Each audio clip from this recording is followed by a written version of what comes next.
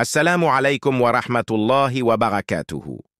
Louange à Allah, le Créateur des univers, dont la clémence et les bienfaits sont sans limite. Je proclame qu'il n'existe aucune divinité digne d'adoration, si ce n'est Allah, unique et sans associé. Il est le souverain absolu, l'omniscient. Je témoigne également que notre prophète Mohammed est son messager élu, son serviteur dévoué et la plus noble de ses créatures. Ô Allah, accorde ta paix et tes bénédictions sur notre prophète Mohammed, sur sa famille et ses nobles compagnons.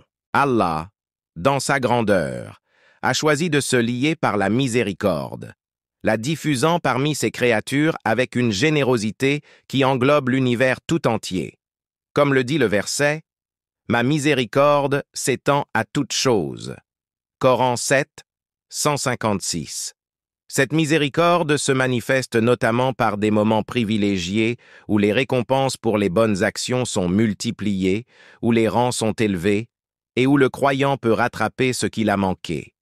Heureux celui qui saisit ces occasions et malheureux celui qui les délaisse, se dirigeant ainsi vers sa propre perte. Parmi ces temps bénis, les 10 premiers jours de Dhul Hijjah se distinguent comme étant les plus méritoires de l'année, surpassant même les jours du mois de Ramadan, bien que les nuits de Ramadan soient plus vertueuses que celles de Dhul Hijjah. Les mérites de ces jours. Allah a juré par ces jours précieux, et il ne jure que par ce qui est grand et significatif.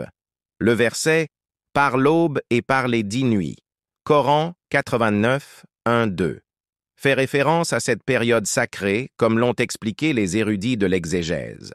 D'après Abdullah ibn Abbas, qu'Allah l'agrée, lui et son père, le prophète, sur lui la paix et le salut, a dit « Il n'y a pas de jour lors desquels les bonnes actions soient plus aimées auprès d'Allah que ces jours, c'est-à-dire les 10 premiers jours du mois de Dhul Hijjah. » Les compagnons demandèrent « Ô messager d'Allah, pas même le combat dans la voie d'Allah. » Il répondit, « Pas même le combat dans la voie d'Allah, excepté un homme qui est sorti en personne et avec ses biens, et dont rien de cela n'est revenu. » Authentique. Rapporté par Al-Bukhari. Durant cette décade, tous les actes d'adoration sont pratiqués ensemble, une particularité qui n'existe pas en dehors de cette période. Cela inclut les prières quotidiennes, l'aumône, le jeûne, le pèlerinage à la maison sacrée, l'évocation et l'invocation d'Allah, ainsi que la talbiya affirmant l'unicité d'Allah. Elle inclut le jour d'Arafat, qui correspond au 9e jour de Dhul Hijjah, un jour béni où les péchés sont absous. C'est une journée de libération des tourments de l'enfer et une journée de fierté pour ceux qui se rassemblent à Arafat. D'après Aïcha, qu'Allah soit satisfait d'elle, le prophète, paix et bénédiction soient sur lui, a dit « Il n'est pas de jour où Allah a franchi autant de ses créatures du feu de l'enfer que le jour de Arafat. » Muslim.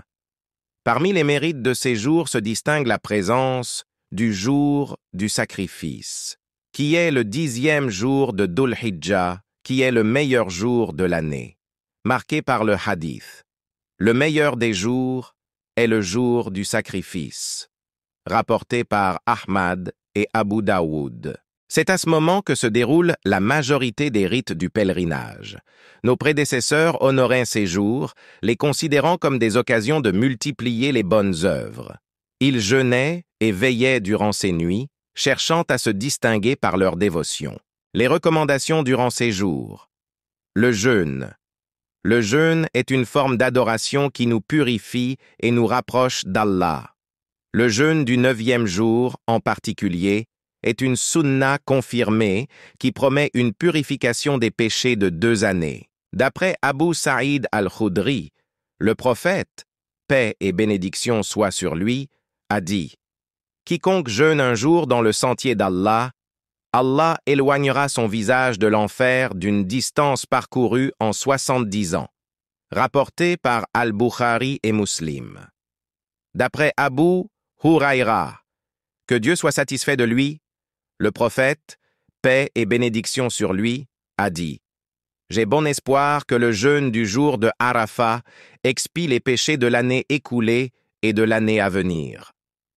Ce hadith est rapporté par Muslim dans son Sahih. L'imam An-Nawawi, que Dieu lui fasse miséricorde, a commenté ce hadith en disant: Jeûner les 9 jours de Dhul-Hijjah est hautement recommandé, et notamment le jour de Arafat. Concernant les péchés mineurs, le jeûne de ce jour est espéré pour leur expiation. Quant aux péchés majeurs, il est espéré que le jeûne contribue à atténuer le châtiment ou, à défaut, qu'il soit un moyen d'élévation en degrés. Le pèlerinage.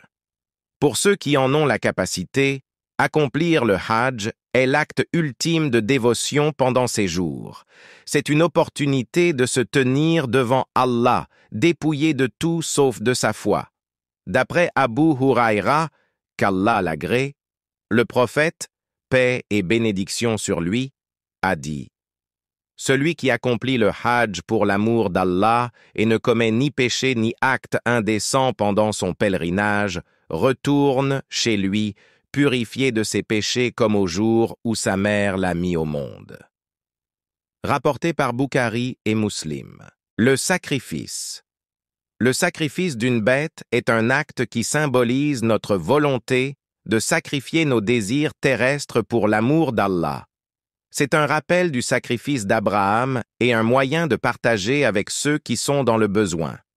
D'après Aïcha, qu'Allah soit satisfait d'elle, le prophète Muhammad, paix et bénédiction soient sur lui, a dit: L'homme n'accomplit aucune œuvre plus aimée d'Allah le jour du sacrifice que celle de faire couler le sang de la bête sacrifiée.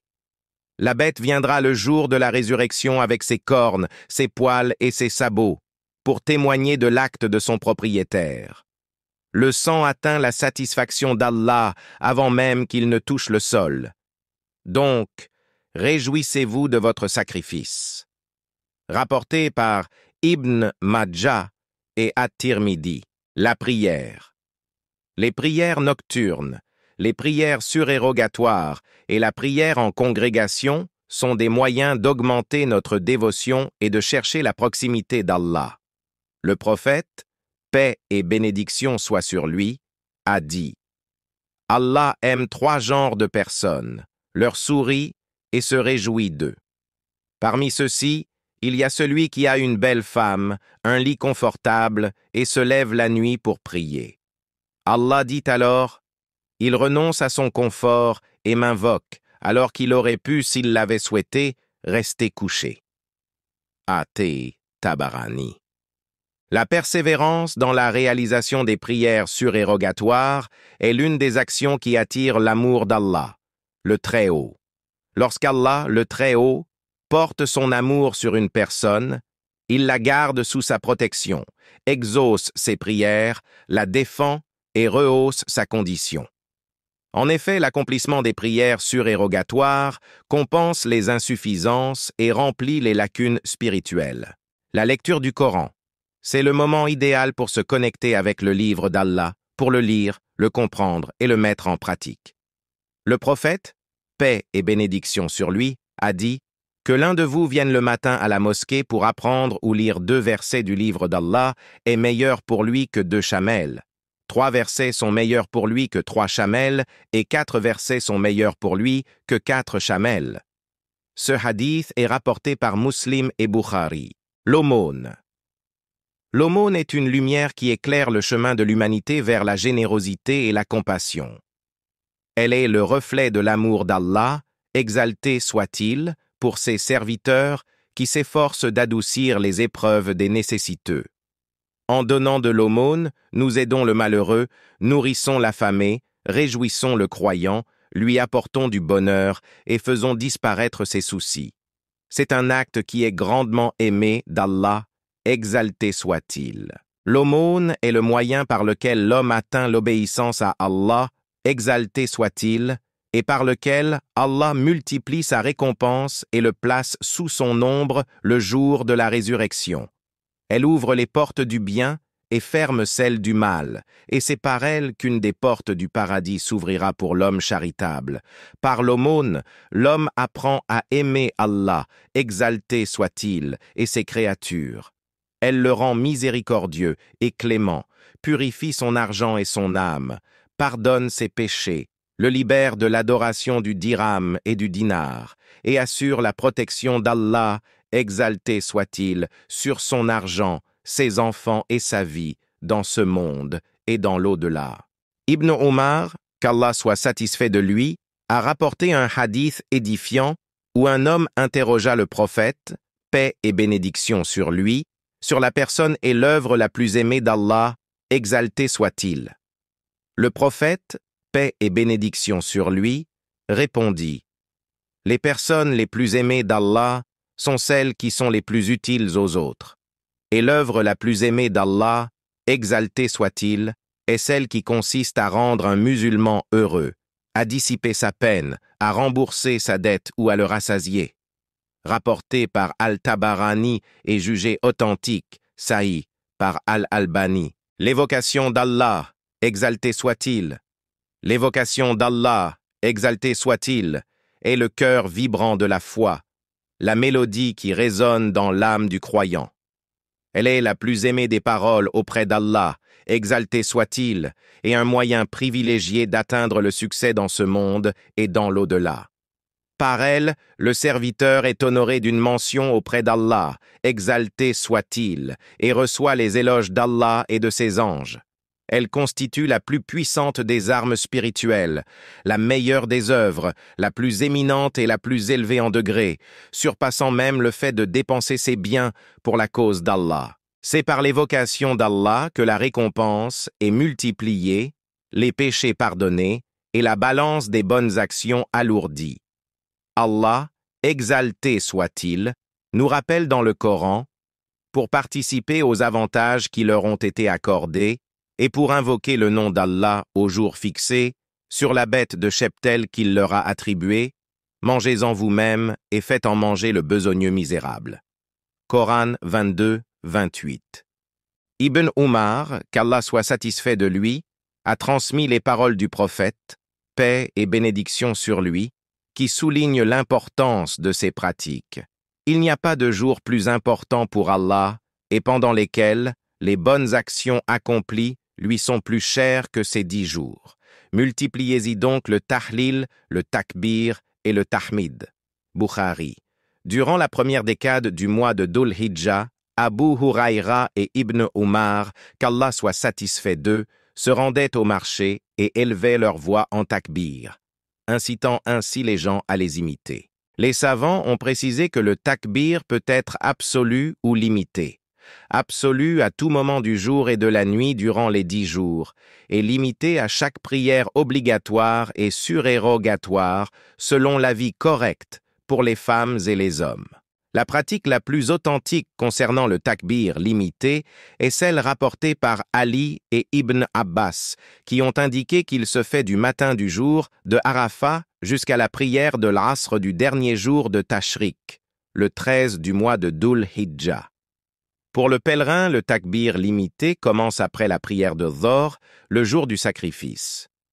Umar et Ibn Mas'ud, qu'Allah soit satisfait d'eux, ont été entendus réciter Allahu Akbar, Allahu Akbar, La ilaha illallah, Wallahu Akbar, Allahu Akbar, Walillahil hamd.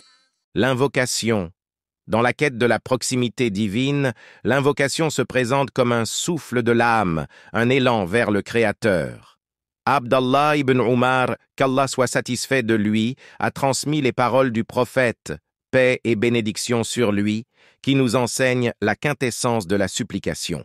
La meilleure invocation est celle formulée le jour de Arafat, et la meilleure que j'ai prononcée moi et les prophètes qui m'ont précédé est La ilaha illallah wahdahu la sharika lahu, lahul mulku wa lahul hamdu, wa huwa ala kulli shay'in qadir.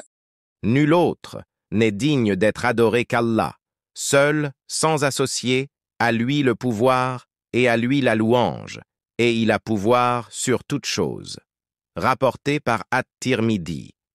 Ibn Abd al-Bir, dans son œuvre Al-Tamhid, réfléchit sur ce hadith en disant: cela montre que l'invocation faite le jour de Arafat est meilleure que celle faite les autres jours. Le repentir.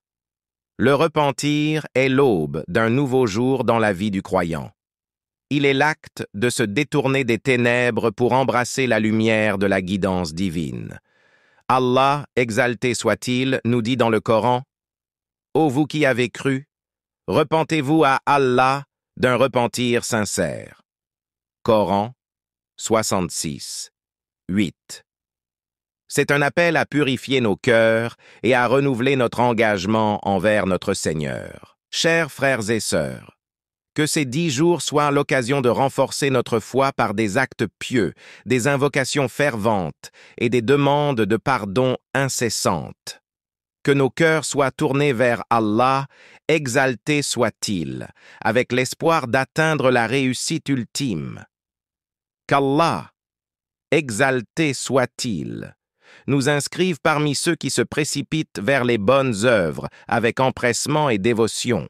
Que la paix et les bénédictions d'Allah soient sur notre maître Mohammed, ainsi que sur sa famille, ses compagnons et ceux qui suivront ses enseignements jusqu'au jour du jugement.